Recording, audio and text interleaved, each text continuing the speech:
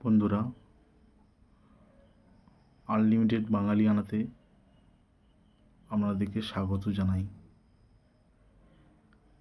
আজ আপনাদেরকে বলবো অ্যাসেট এর মধ্যে কোন কোন অ্যাসেটগুলো আপনাদেরকে বেশি রিটার্ন দেবে এবং ভবিষ্যতে আপনার সম্পত্তিকে বাড়িয়ে তুলবে। প্রথমে ধরুন আপনার কাছে যদি 1,00,000 টাকা থাকে, আপনি যদি সেটা সেভিংস অ্যাকাউন্টে ফেলে রাখেন, তাহলে আপনি 5 থেকে 6% পাবেন এবং ওটাকে আপনি সেভিংস থেকে যদি এফডিতে নিয়ে যান, তাহলে 7 থেকে 7.5% পাবেন। ওটাতে আপনি যদি রেকারিং অ্যাকাউন্ট করেন 8% পাবেন। ওটাতে আপনি যদি পিপিএফ অ্যাকাউন্টে ফেলেন তাহলে 10% পাবেন। ওটাতে আপনি যদি রিয়েল এস্টেটে লাগান, রিয়েল এস্টেটে প্রচুর মূলধন লাগে। মূলত আমরা মধ্যবিত্ত বাঙালি, তাদের জন্যই এই ভিডিওটা বানাচ্ছি। রিয়েল এস্টেটে প্রচুর মূলধন লাগে। আমি ওর রিটার্নটা যদিও 12%। এরপরে আসি, ওই টাকাটা যদি আপনি মিউচুয়াল ফান্ডে রাখেন, অ্যাভারেজ 15% পাবেন এবং ওই টাকাটা যদি কোনো স্টকে ইনভেস্ট করেন শেয়ার মার্কেটে, তাহলে 18% থেকে 20% আপনি পাবেন।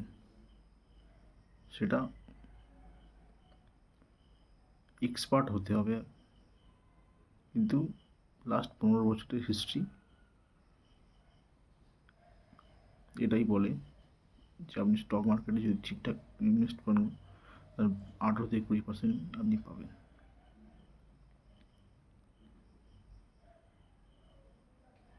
এবং তার মধ্যে আরেকটি বলা হয়নি, যেটা গোল্ডে ইনভেস্ট। গোল্ডে লাস্ট 8-10 বছরে দেখা গেছে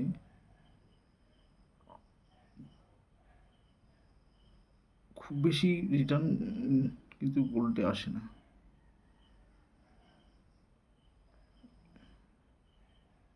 বড় জোর আপনার 8 থেকে 10% বেশি আসে না। কিন্তু আপনার সম্পত্তিকে বা আপনার টোটাল মূলধনকে ডাইভার্সিফাই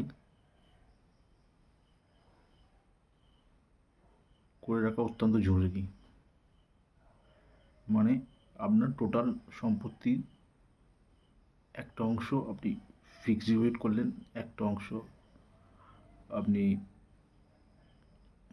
মিউচুয়াল ফান্ডে রাখলেন, একটা অংশ স্টক মার্কেটে রাখলেন, একটা গোল্ডে ইনভেস্ট করলেন। এইভাবে যদি ডাইভার্সিফাই করা যায়, তাহলে আপনি অনেক সিকিওর।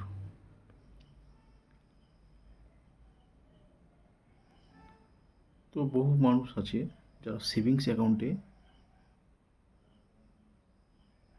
তাদের টাকা ফেলে রাখে। এটা কখনোই করা উচিত নয়। দীর্ঘদিন সেভিংস অ্যাকাউন্টে ফেলে রাখলে হয়তো অটোসেভের মাধ্যমে সেটাকে হয়তো এফডির মতো এখন কিছুটা রিটার্ন হয়তো পাওয়া যাবে, কিন্তু লোক এখন আজকাল মিউচুয়াল ফান্ডেই বেশি ইনভেস্ট করছে, স্টক মার্কেটে ইনভেস্ট করছে।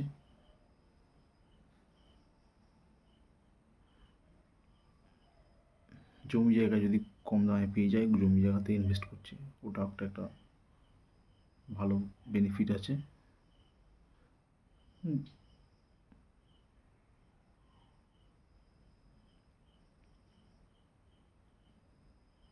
কিন্তু সেখানে প্রচুর মূলধনের দরকার।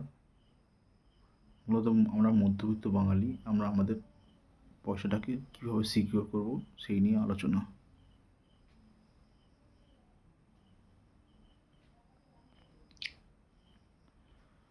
তো আপনার কাছে যদি 1,00,000 টাকা থাকে, আপনি সবথেকে বেস্ট হবে মিউচুয়াল ফান্ডে আপনাদের ইনভেস্ট করা। এখন ভারতবর্ষে মানুষ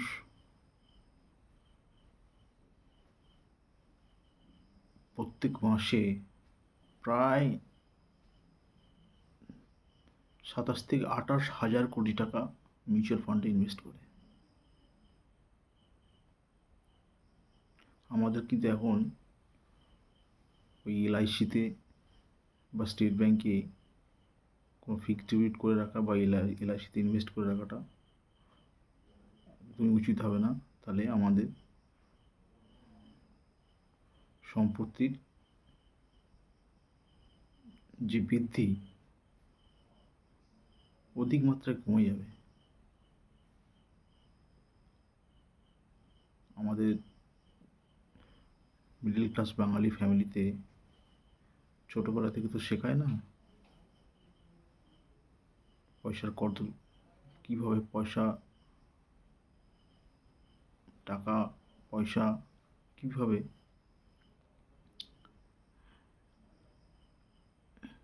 বাড়ে বা কোন জায়গায় রাখলে আমরা দিনের পর দিন আমাদের মূলধন বৃদ্ধি করতে পারি, বা ব্যবসা কীভাবে করলে 5 টাকায় 10 টাকা করা যায়, 10 টাকায় 20 টাকা করা যায়।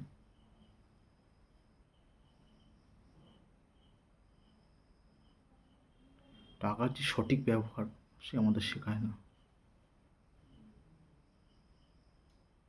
এটা মস্ত বড় ভুল।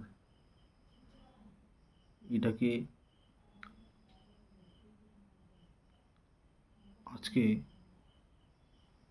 আজকে এসে প্রত্যেকটা মিডল ক্লাস ফ্যামিলির বা ছোটো ছোটো বাড়ির বাচ্চাদের আগে এগুলো শেখানো উচিত। নিজেরাও শেখা উচিত, তাদেরকেও আস্তে আস্তে শিখিয়ে, যাতে ভবিষ্যতে তারা টাকার সঠিক ব্যবহার করতে পারে।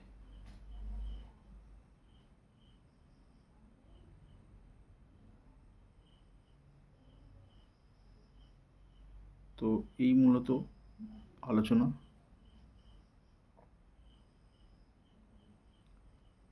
আপনারা আমাদের যে মূলধন সেটা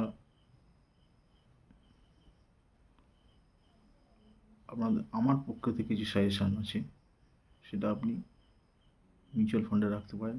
আপনার যদি সম্পত্তি 5 লাখের উপরে হয় তাহলে আপনি কিছু টাকা 3 লাখ টাকা ধরুন ফিক্সড ডিপোজিট রাখলেন, আর 2 লাখ টাকা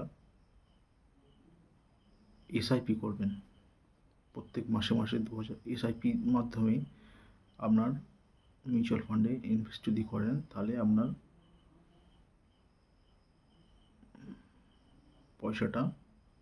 টাকাটা বাড়বে বেশি। অ্যাকচুয়ালি মিউচুয়াল ফান্ডে দুটো স্কিম আছে, একটা হচ্ছে লামসাম ইনভেস্ট, একটা হচ্ছে সিস্টেমেটিক ইনভেস্ট প্ল্যান বা এসআইপি। লামসামে মানে একসঙ্গে আপনি 1 লাখ টাকা হোক, 2 লাখ টাকা হোক, 5 লাখ টাকা হোক রাখলেন। আর আপনি যদি প্রত্যেক মাসে মাসে 1,000, 2,000, 3,000, 4,000 করে এসআইপি করেন তাহলে দেখবেন 2 বছর বা 3 বছর পরে গিয়ে আপনি যদি 5 লাখ টাকা রাখলেন, সেই 5 লাখ টাকা যদি 3 বছর ধরে জমান তাহলে যেটা এসআইপি করছে সেটাই বেশি পাবেন।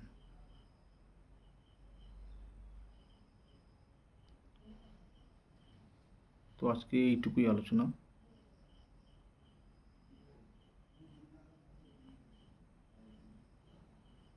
ভালো থাকবে।